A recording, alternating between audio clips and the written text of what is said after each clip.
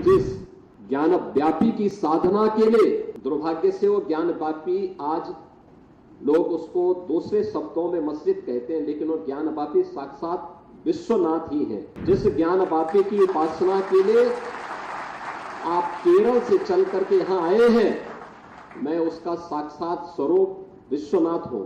ये जो भौतिक अस्पृश्यता है, यह न केवल साधना के मार्ग का सबसे बड़ी बाधा है, बल्कि राष्ट्रीय एकता और अखंडता की भी सबसे बड़ी बाधा है। इस बड़ी बाधा को अगर हमारे समाज ने समझा होता तो देश कभी गुलाम नहीं होता। आचार्य शंकर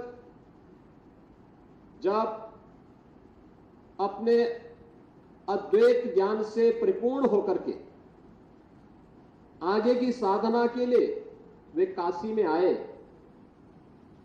तो काशी में साक्षात भगवान विश्वनाथ ने उनकी परीक्षा लेनी चाहिए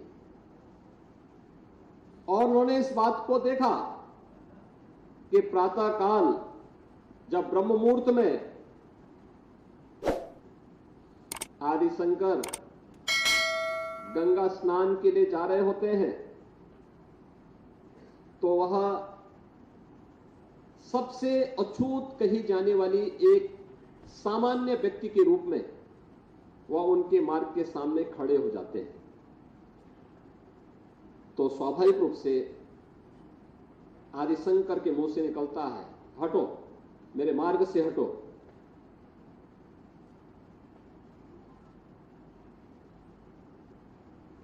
तो सामने से जो चंडाल होता है वह एक प्रश्न पूछता है कि आप तो अपने आप को अद्वैत ज्ञान के मर्मज्ञ मानते हैं, आप किसको हटाना चाहते हैं?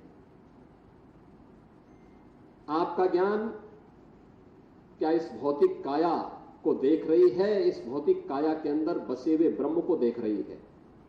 अगर ब्रह्म सत्य है तो जो ब्रह्म आपके अंदर है वही मेरे अंदर भी है, और इस ब्रह्म सत्य को जान करके अगर आप इस ब्रह्म को ठुकरा रहे हैं तो इसका मतलब आपका ये ज्ञान सत्य नहीं है। तो उन्होंने, वे बहुत चक थे, एक चंडाल के मुंह से इस प्रकार की बात। उन्होंने कहा कि आप कौन हैं, मैं जानना चाहता हूं। उन्होंने कहा कि जिस ज्ञान व्यापी की साधना के लिए दुर्भाग्य से वो ज्ञान व्यापी आज लोग उसको दूसरे शब्दों में मस्जिद कहते हैं, लेकिन वो ज्ञान व्यापी साक्षात विश्वनाथ ही है।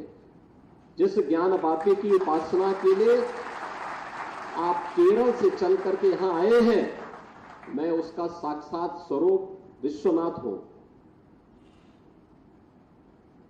तो वह उनके सामने नतमस्तक होते हैं और उन्हें इस बात का पश्चाताप होता है कि नहीं, ये जो भौतिक अस्पृश्यता है, यह न केवल साधना के मार्ग का सबसे बड़ी बाधा है, बल्कि राष्ट्रीय एकता और अखंडता की भी सबसे बड़ी बाधा है।